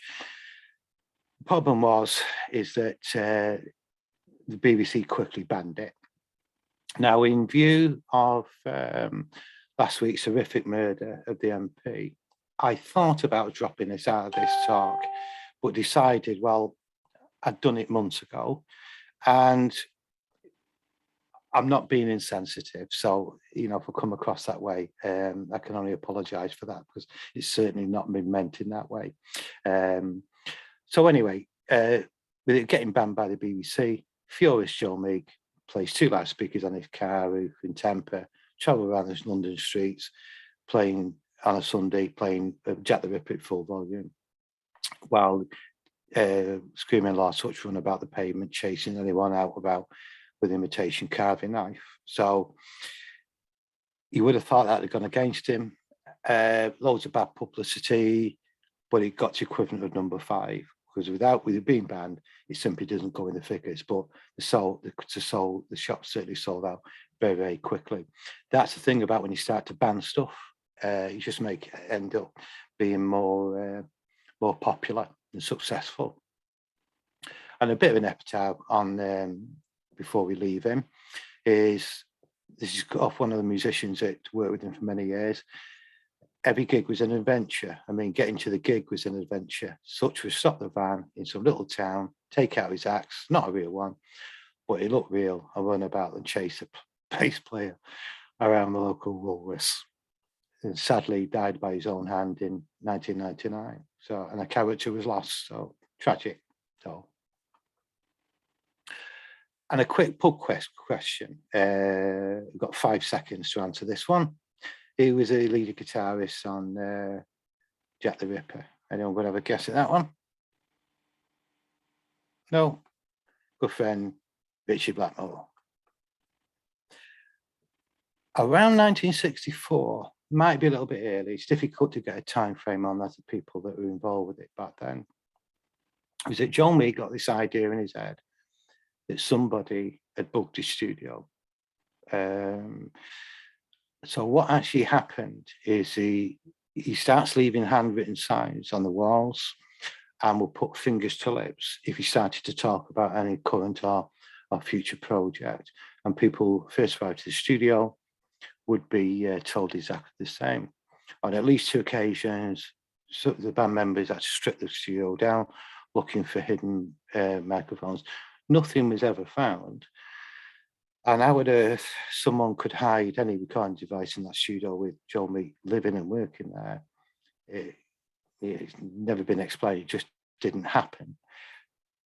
I think you may have your own opinions on why he was thinking that the studio was booked, which we can hopefully talk about at the end. And this is a typical example of Joe Meek and his temper. Larry Pounds phones Joe Meek up and tells Joe, "I know all your secrets, Joe." Bang, another smash phone. And Joe Meek could really never get his head around the fact that he was just simply winding him up. Just didn't have the temperament for it. I'll mention this one because it did occur, and again just covers the period of time that the people were living in. I'll read back I'll read this through. Mitch Mitchell, later to play with Jimi Hendrix, was drafted in on drums on a session. Mitch played like his life depended on it, but he was too wild for Joe Meek. So Mitch didn't get the message. So John stomped around in temper until finally he came out of the control room with a shotgun with a promise: if you don't do it properly, I'm going to blow your effing head off. Now, Mitch Mitchell, up to a couple of years ago when he died, refuted it ever happened. But I've spoken to 2 people who were there at the time, and both said, yes, it did happen, because Mitch Mitchell, because he wet his pants, was anyone holding a bloody shotgun at you is going to be fearful. And when that's the reason why I wanted to dispel the story. So it's probably moved into myth and legend, but this again just adds to the persona of who was Joe Meek. Now, this is quite a rare interview now, because I can only think of 3 occasions when Joe Meek went in front of a camera. And on this one, this was done in 1964, just a short clip. You can tell in his frustration in his voice, the problems that he's getting with the bigger recording studios. So have a listen. One man who tried to compete with the giants like Sir Joseph was Joe Meek, songwriter and creator of the hit record Telstar, one of the biggest pop sellers of all time. He started up his own company. This was a complete unit to produce and press the records, and the third record turned out to be a hit. It was Angela Jones by Michael Cox. But this brought on a lot of difficulties because the major record companies decided that they didn't want small operatives, and so they did their best to squash us out of the shops. Joe Meek now produces recording tapes only, leaving the big record companies to make and distribute his records. But even here, he has his problems. Again, I met with a lot of difficulties because I kept coming up with hits, and the A&R men and different people tied to these major companies were inclined to be a little bit envious and complained about the plugs my records were getting, and so I have to watch these people like a hawk. Quite a telling interview. And then we have the day that Phil Spector, the guy that I mentioned earlier, telephoned Joe Meek. So the guy it's been interviewed here is Clem Catini. He's the actual central drummer from the Tornadoes. Clem actually picked the phone up to Phil Spector. Convinced that other producers were stealing his ideas. Yeah, the phone rang and Joe said, we go downstairs and answer the phone. I said, okay. Yes, hello. I said, oh, is Mr. Meek there? I said, yeah, could I ask you who's calling, please? He said, it's Phil Spector. I went, oh, Christ. No. When I said, Joe, Phil Spector's on the phone. He went, oh, is he? Next ran down, said, no, ranting and raving and telling him he was a this and that and he was a thief and all that. And all of a sudden, it went bang, and he's actually smashed the phone, putting it down, you know. You stole all my ideas. But, you know, that was Joe.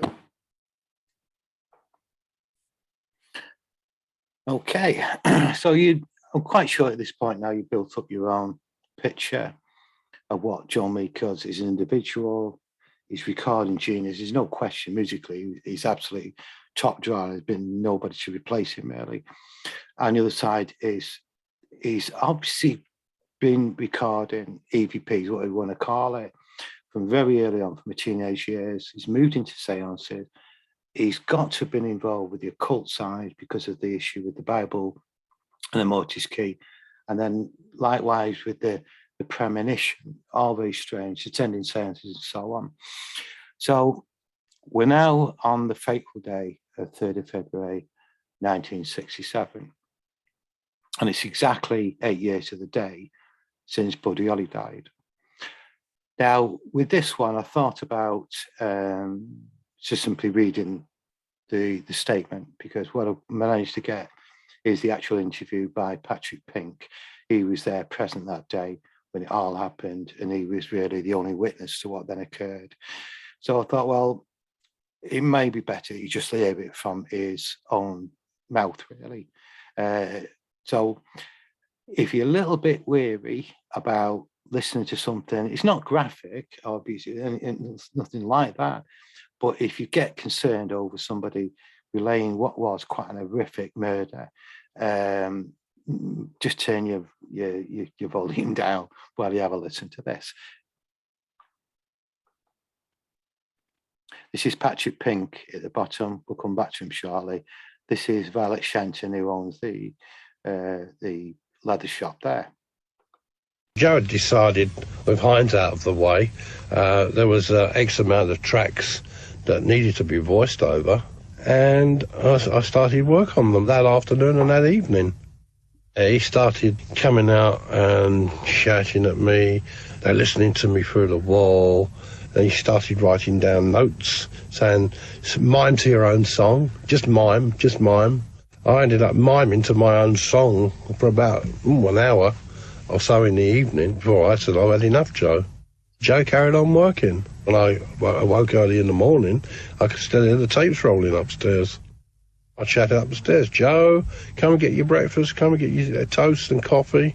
He sat down with me, ate one slice of toast, drank some of the coffee, wrote a note saying they're still listening to me. And I said to Joe, do you want me to call the doctor? And I took my life in my hands actually saying that because, you know, and he shouted, no, I don't need no doctor.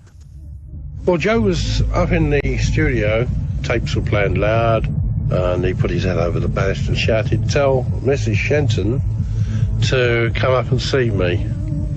About 5 minutes later, Mrs. Shenton came up. She came over to me just outside the office. She said, is he in a bad mood again? I said, yeah, be careful. She said, oh, okay, I'll come up and sort it out. Don't worry, you'll be all right. And with that, she went up the stairs.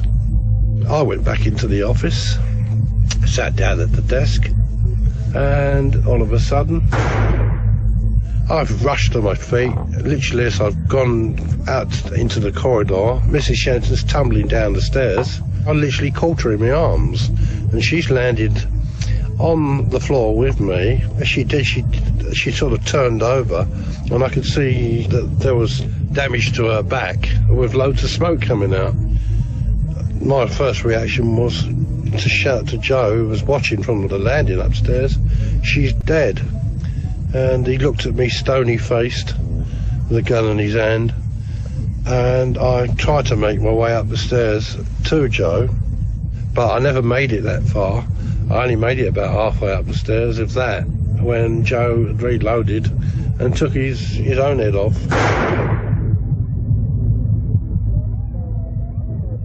By the time I'd actually sort of looked over the top of the banister, I could see the obvious. Joe had killed himself. The first two policemen that walked in actually joked about it.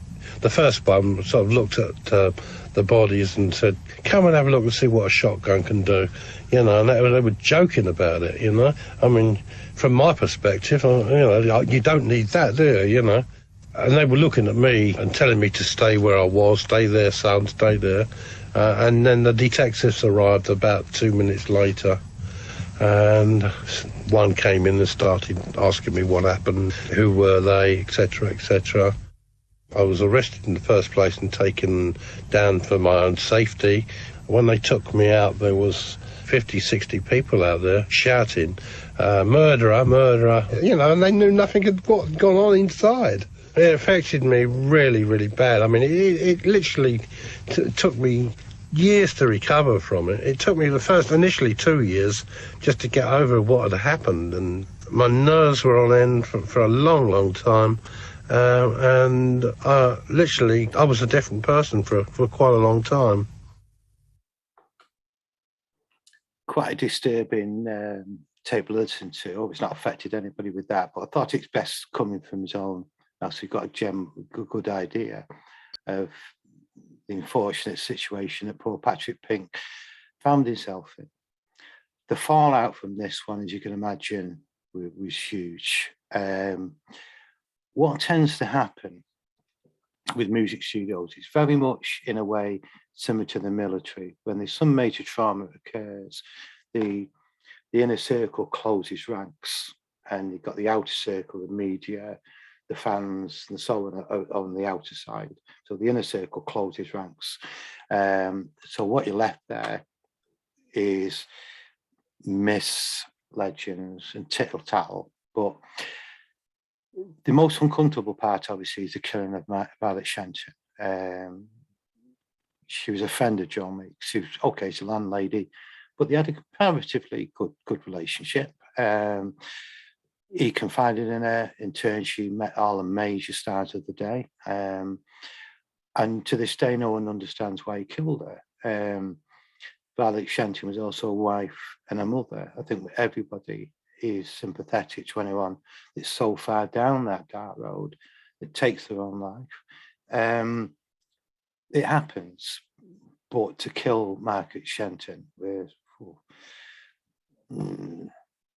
no. So let's pick out some of the myths that then happened. I mentioned earlier that in '63, Meek had got picked up by police for cottaging. Absolutely true. It definitely happened. The story was covered in the press. Absolutely true. From then on, everything started to go wrong. No, it didn't. The reason for that is he got caught in 1963. In 64, you actually heard Joe Meek speaking to the BBC over his frustration. He didn't look that bothered. And the reason why he wasn't bothered is that because although I've had a pop at the music industry, to its credit, one thing it's never been is either homophobic or racist. And it's always been that way, to its credit. This is the reason why high numbers of different sexualities, creeds, nationalities work within the music because they're comfortable there. So the worst thing that would have happened to Joe Meek once he left the court, he'd have got into his studio comfort zone, his inner circle. Everybody knew he was gay anyway. Put his arm around him, been sympathetic. Everyone knew what was going on within there, so they weren't surprised by it. So I don't buy this one that he was somehow affected by the fine. The other one it came to light from the Appreciation Society was that he was being blackmailed and had financial problems. His records had come to an end. And the other strange one that they came up with is that the Craze was in some way involved. We know Ronnie Craig was gay and was demanding to take over the management of Tornadoes. And Joe told him to do one, which Joe Meek would have done. And what he's saying, that's not really the thing you can do the Craze. No one within the studio has any recollection of this at all. And I knew what the answer would be after, that the music industry was more than capable of looking after itself. So the Craze getting involved, trying to do some sort of extortion racket on the studio would have come seriously unstuck because they would have bitten off more than they can chew. So I don't buy this one. And there's no evidence anywhere to suggest that the Craze were in any way involved with blackmailing or extortion with Joe Meek. However, Bernard Oliver. Now, a farmer on the return to his farm spotted two suitcases at the side of the road, opened one of them to, however, found dismembered body parts of a young 17-year-old male by the name of Bernard Oliver. Now, unusual for this one was that whoever cut up the corpse had manicured his fingernails and groomed his hair. And he was also sexually assaulted. The reason why the police considered a gay angle. And the suggestion being that they were going to interview every gay in London. Well, I can understand up to a point that Joe Meek might have been a little bit fearful about being interviewed with regard to this one. Because when he got caught cottaging in 1963, he generally felt he'd been set up by the police, quite possible. But as far as this one with Bernard Oliver, certainly nothing on the police murder inquiry pointed towards Joe Meek. So I'm not entirely sure why it is that people feel this is what took Joe Meek over the edge. I don't know. It's almost in the realms of the myths and legends, and nobody's ever caught for this horrific, awful murder of this young man. Awful. Heinz Burt. Now, this guy, he came into the Joe Meek's life around 1962. Excuse me. He was considered talentless by the studio musicians. Clem Catini often said that the only time his bass was in time is when he wasn't playing it. And Joe Meek made two major errors. The first one was to fall in love with Heinz Burt, and the other one was not to change his name, because in a pre-Second World War, having a German name in the UK at a gig, the band are not going to say anything, but the spectators certainly would do. And unfortunately, Heinz Burt did get abused by spectators that threw Heinz beans at him because of a connection with the name and so on and so forth. He had a minor hit with a number called Just Like Eddie.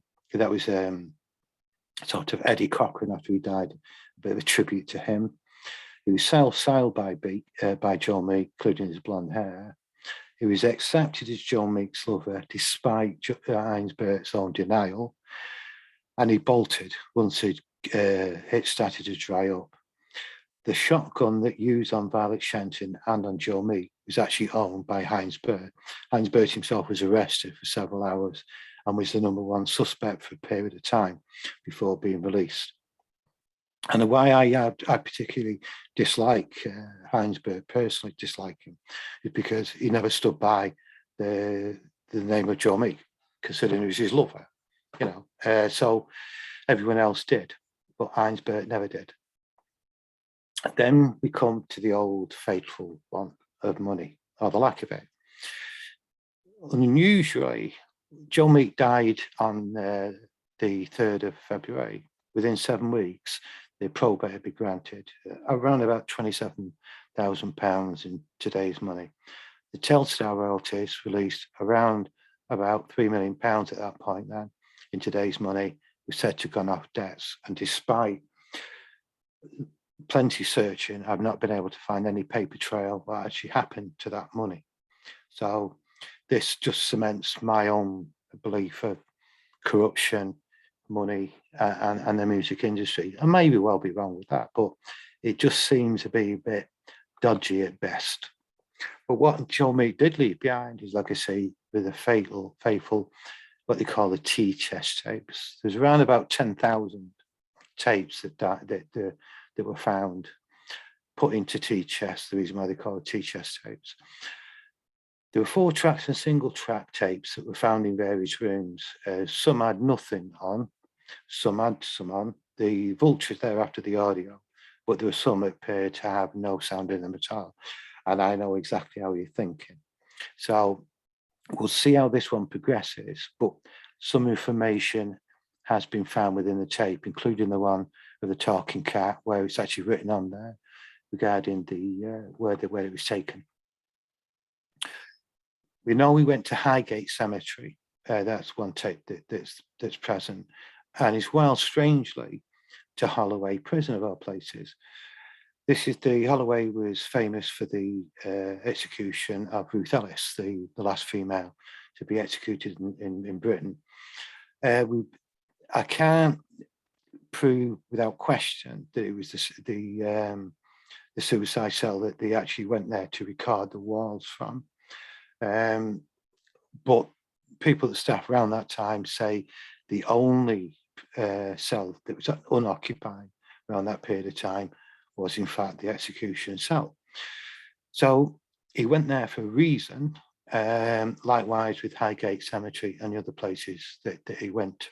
So I'm still having discussions with a guy who's got a number of these tapes, and I'm just wondering what other secrets are there to be found, because a lot of the audio has now been screened from it now, and they're just left with whatever tapes have been left, because a number of them, the brothers took about a dozen boxes over as part of his memory, and they simply left them because of poor storage in the garage. They ended up getting destroyed, which is a shame. So I'll keep you posted on that one. So overall, the conclusions, what we've got, the actual inquest into Joe Meek didn't have an open verdict. It actually said it was a suicide following the murder of Violet Shenton. Some drugs were found in his system, some amphetamines in particular, but not in large quantities. And the pathologists at the time were suggesting that they were just simply not sure if that may had an effect with him at all. But he had been on drugs since about 1958. This is 1967, 9 years after. So it's not like a recent thing, unless he did in fact just simply took too many. 3 days before he murdered Shenton and killed himself, he actually got a passport, went for passport photograph session because he was booking a holiday to Egypt. It doesn't suggest the workings of a man about to take his own life, but maybe something dramatic occurred within that 3 days following it. Certainly, In the case of young Bernard Oliver, he was buried 4 days after Joe Meek was killed himself. The evening of the 2nd of February was an interesting one. This is the night before.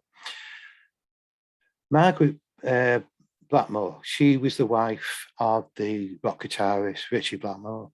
Now, what Joe Meek had actually done, he'd rented like an apartment a few blocks away from Holloway Road, really just for where other musicians could stay and had to come to record. But it was actually in the end rented to Richie Blackmore and his then wife, Margaret Blackmore, came to visit. Now, what she describes is something quite strange. I didn't have time to write it out today. But what she said, when she arrived there, Joe Meek was dressed completely in black, nothing but black. When she went in there, which she'd done many, many times, when Richie Blackmore was away on tour, big friend of Joe Meek, go around, talk to him, see how he was doing, said he was behaving quite strangely and suggested, let me just grab the name for you. What she was actually suggesting, what Joe Meek was suggesting, that she looked like the wife of Alistair Crowley. I thought that was a strange comment for Joe Meek to mention. And this is the last person to have any form of contact with Joe Meek before he killed himself and murdered Violet Shenton, except for Patrick Pink, obviously, the following morning. Joe Meek had a total conviction of the Buddy Holly premonition, firmly believed that he was giving spiritual guidance for the premonition. He was also heavily involved with a psychic medium by the name of Mrs. Smith and her spirit guides.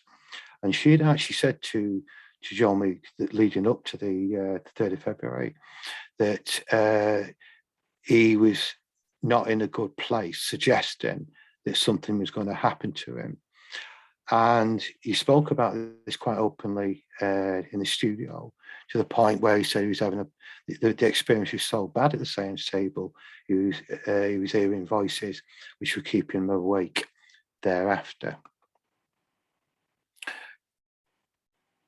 As far as moving on from there, what I've done is 304 Holloway Road is still in time warp condition. It was after Joe Meek's demise. It was owned then by Lloyd's Bank. They had the shop next door, and they simply had it and just rented it out periodically.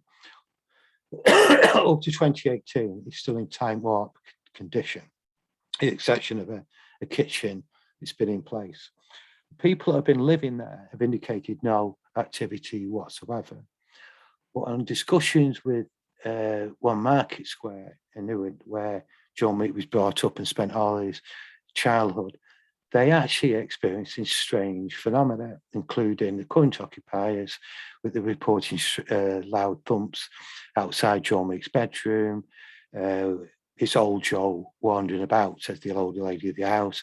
And her husband said, even though he's a skeptic, said he numerous hears bangs and walking up the upstairs. And when he opened the door, there's nobody there. So who knows? There's an actual blue plaque on the address now, which has been placed there a couple of years ago. And we're getting really now to the end of the story. And this is a date you're familiar with, 3rd of February. We've had it 1959, Buddy Holly died. 1967, Michael Shenton, Violet Shenton and Joe Meek died. 2003, the same date, 3rd of February. On the 3rd of February, Phil Spector, he's back again, murdered his girlfriend and actress Lana Clarkson by shooting her in the mouth while at his mansion. 36 years to the day after Joe Meek and Michael Shenton died, 44 years to the day since Buddy Holly died. Joe Meek and Lana Clarkson both shared the same birthday, the 5th of April. Both were shot in the mouth. Both died on the same date. And Spector died in prison on the 16th of January of this year. So I'm not saying it's anything more than coincidence, but it's an interesting one, all the same. And that's the end of the story. Whew. 9:10. Tony, thank you so much for an amazing talk. It's pretty nice. Do I press stop sharing? Yeah, you can do if you wish. Yeah. Yeah, I'm really sorry that if it's gone on for too long there. I was